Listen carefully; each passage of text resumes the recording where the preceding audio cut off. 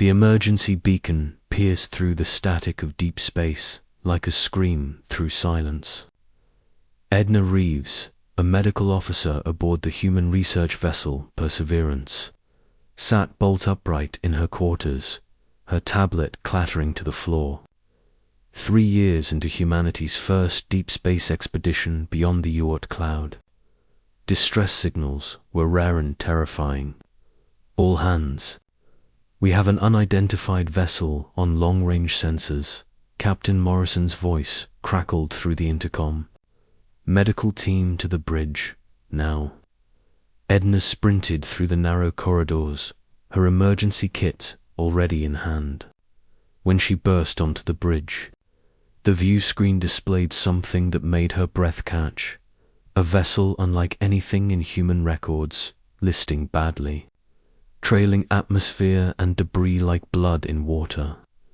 They're broadcasting on multiple frequencies, Lieutenant Chen reported, fingers dancing across her console. The translation matrix is, it's working. They're asking for help. How is that possible? Morrison demanded. We've never encountered this species before. Maybe they've encountered us, Edna whispered, staring at the dying ship. The decision was made quickly. Humanity had ventured into the stars carrying 2 things above all else, curiosity and compassion. The Perseverance matched velocity with the alien vessel, and Edna found herself suiting up for zero-gravity rescue. The airlock hissed open, and she propelled herself across the void. The alien ship's hull was scorched, pockmarked with weapons fire. A war, then. Someone had fought here and lost. Inside, the scene was chaos. Edna's helmet lamp swept across bodystorm. Crystalline beings with skin that refracted light into rainbow patterns, now dulled by death. She moved methodically, checking for life signs with her scanner, until it chirped insistently near what appeared to be the bridge. He was massive, easily 8 feet tall, slumped against a shattered console. His crystalline armor was cracked, leaking a luminescent fluid that Edna's medical training immediately recognized as blood. Multiple puncture wounds across his torso, severe radiation burns, and his breathing a strange, musical wheeze was growing fainter. I've got a survivor, Edna reported, already pulling out her trauma kit. Vital signs are critical. Bringing him across. The aliens, eyes 3 of them, arranged in a triangle on his elongated head flickered open as she worked. They fixed on her with an intensity that transcended species. His hand, forefingered and trembling, reached up to grasp her wrist. The touch was cold, like holding living glass. Easy, Edna murmured, though he couldn't possibly understand. I've got you. Getting him back to the Perseverance was a nightmare of physics and desperation. In the medical bay, Edna worked for 16 hours straight, adapting human medicine to alien biology through trial, error, and intuition. His blood chemistry was silicon-based, his cellular structure unlike anything Earth had produced.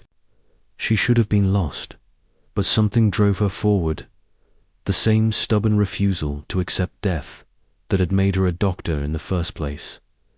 Captain Morrison stood in the doorway, watching. Dr. Reeves, we've received a transmission.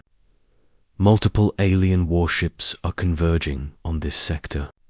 Whatever war that ship was fleeing from, it's coming here. Then they'll have to wait, Edna said, not looking up from her patient. He's stabilizing. The alien Edna had started thinking of him as her patient. Her responsibility remained unconscious for 3 days. The warships arrived on the 2nd day, sleek, predatory vessels that made the Perseverance look like a child's toy. They surrounded the human ship but didn't fire. They were waiting on the 3rd day. He awoke. His 3 eyes opened simultaneously, focusing on Edna with that same piercing awareness. This time, when he tried to speak, the ship's translation matrix caught the words, "You saved me." His voice was like wind chimes in a storm. "Why?" Edna smiled tiredly. She'd barely slept. "Because you needed saving. That's what we do, we." His head tilted in what might have been confusion. "Humans. We're new here, to this part of space, still figuring things out. But some things don't need figuring." She checked his vitals on the monitor. "Some things are just right." Over the next week, as he recovered, Edna learned his name was Tiberius, as close as the translation matrix could render it. He was a commander in the Crystalline Accord, a coalition of species fighting against an expansionist empire. His ship had been ambushed, his entire crew killed. He was supposed to die out there in the dark. "Your species," he said one evening, as Edna changed his bandages, "is unknown to us. You have no stake in our war, no reason to risk yourselves. Yet you did." "Humanity has seen enough war," Edna replied quietly. "We almost destroyed ourselves before we reached the stars. We learned, or we're trying to. We learned that the greatest strength isn't in weapons or ships. It's in choosing to help, even when it's hard. Especially when it's hard." Tiberius was silent for a long moment. Then, with careful deliberation, he reached for something at his chest, a medallion integrated into his crystalline armor.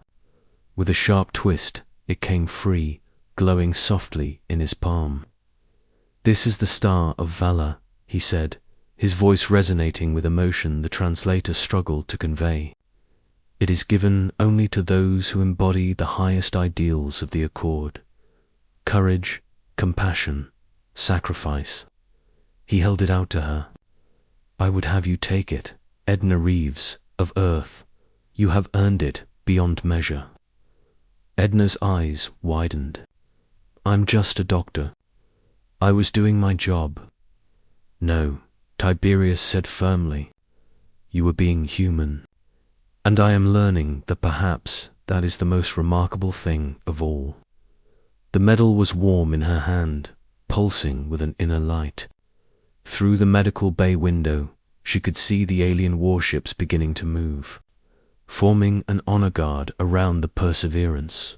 "They're escorting us to Accord space." Captain Morrison's voice came through the intercom, thick with wonder. "Tiberius sent them our medical logs. Edna, they want to meet you. They want to meet all of us." Tiberius smiled, an expression that translated across all the vast differences between their species. "You saved one soldier's life. You may have saved something far greater. Hope that in this dark galaxy there are still those who choose light." Edna looked down at the medal, then back at her patient, her friend. Humanity had come to the stars not knowing what they would find. But perhaps, she thought, what mattered most was what they brought with them, the unshakable belief that every life mattered. That compassion was not weakness, and that sometimes the bravest thing you could do was simply refuse to let someone die alone, outside. Among the stars, a new alliance was being born. And it began, as so many great things do, with one person choosing to help another. Because that's what humans do.